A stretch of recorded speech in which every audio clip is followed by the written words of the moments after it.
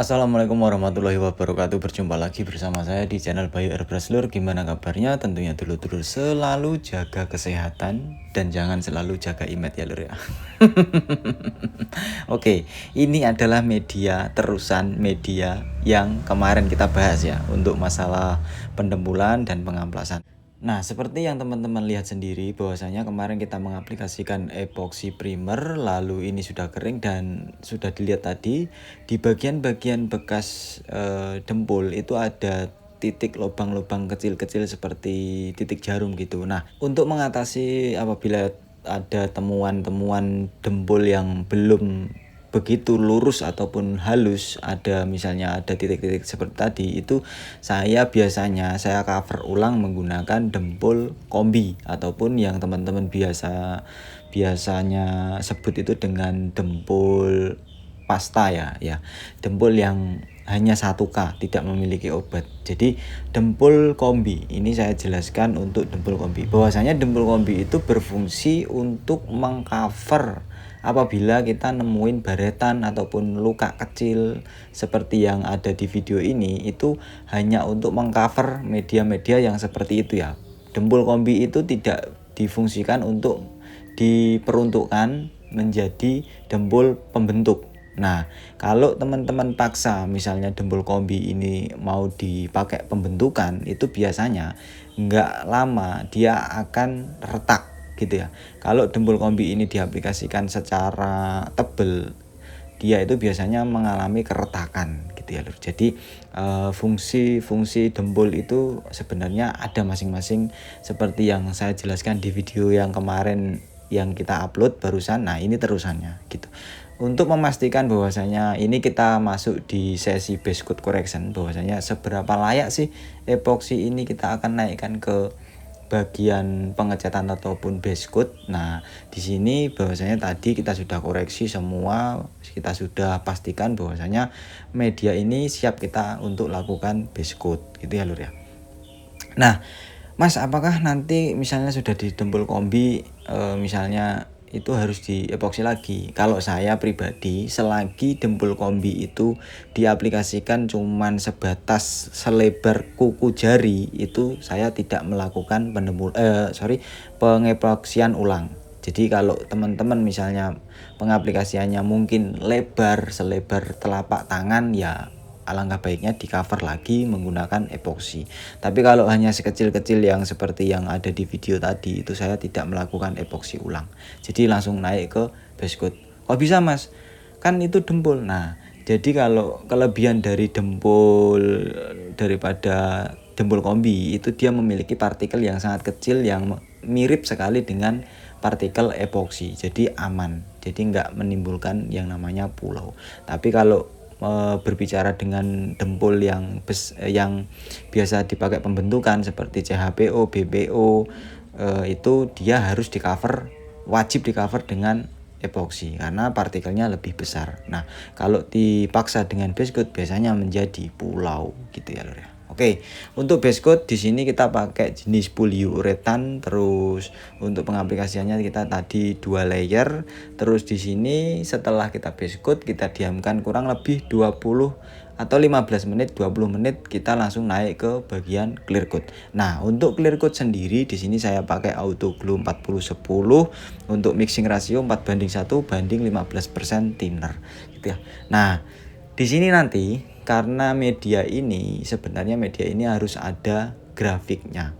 Nah, berhubung grafiknya itu misalnya sudah saya feeling ya bahwasanya kita membuat grafik setelah base coat itu tidak bisa cepat dan memakan waktu. Jadi alangkah baiknya di sini saya cover dulu atau saya kunci dulu menggunakan clear coat. Nah, setelah clear coat nanti kita akan pembuatan grafiknya gitu ya.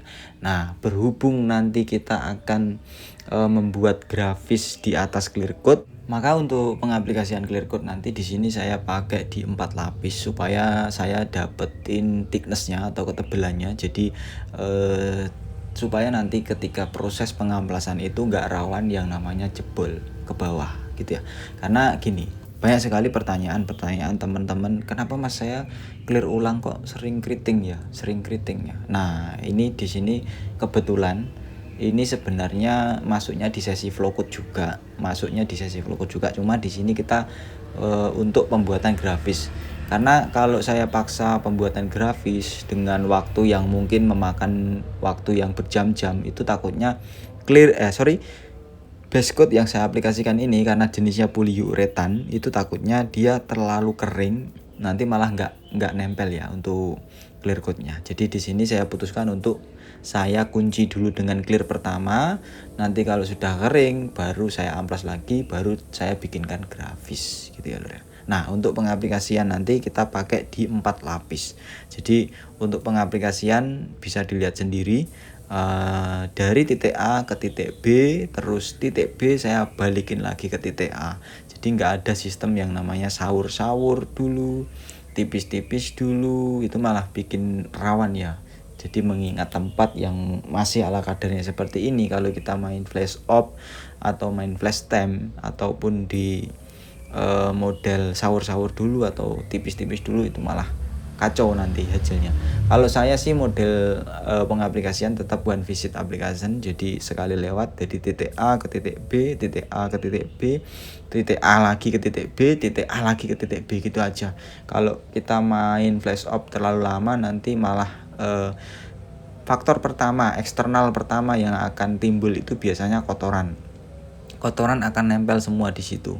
Nah, setelah kita flash time, misalnya teman-teman tuh biasanya sampai 10 menit, 15 menit, 20 menit, kadang itu malah nanti ketika kita aplikasikan lagi clear yang kedua misalnya, itu malah kotoran yang nempel tadi itu akan malah ditanam oleh clear. Jadi untuk perbaikannya juga lebih susah. Tapi kalau kita pakai mode one visit application seperti ini, itu malah akan lebih meminimalisir terjadinya hal-hal yang tidak diinginkan gitu ya lur ya. Di sini saya pengaplikasian itu untuk jeda itu nggak terlalu lama, paling ya bisa dihitung 5, 10 detik, 15 detik untuk penguapan thinner gitu aja. Kalau untuk flash time lama-lama saya angkat tangan yang seperti itu sekarang, karena mengingat tempat yang masih seperti ini ya. Kecuali kita mainnya di spray booth yang sudah proper, yang mungkin sudah minim banget yang namanya kotoran, nah itu kalau flash time oke-oke aja. Tapi kalau masih kadang kan teman-teman ya, mohon maaf kalau yang masih belajar ataupun baru mulai, itu kan kadang di emperan-emperan rumah, di belakang rumah, terus di emper-emperan gedung DPR, padahal kan banyak kotoran sekali di situ ya. Apalagi kalau kita flash time 10 menit, 15 menit, nanti ada uang yang nempel di situ, waduh malah kacau nanti gitu ya. Oke lur, ini sekalian menjawab teman-teman yang kemarin dilema tentang masalah clear ulang atau flow code. Jadi yang perlu diperhatikan adalah thickness dari pengekliran pertama atau ketebalan dari pengekliran pertama. Karena kalau untuk melakukan clear ulang, otomatis nanti akan diamplas. Nah, di sesi amplas itu juga akan berpengaruh nanti. Untuk pemilihan grid juga harus diperhatikan. Oke, untuk sesi pengekliran di sini sudah selesai.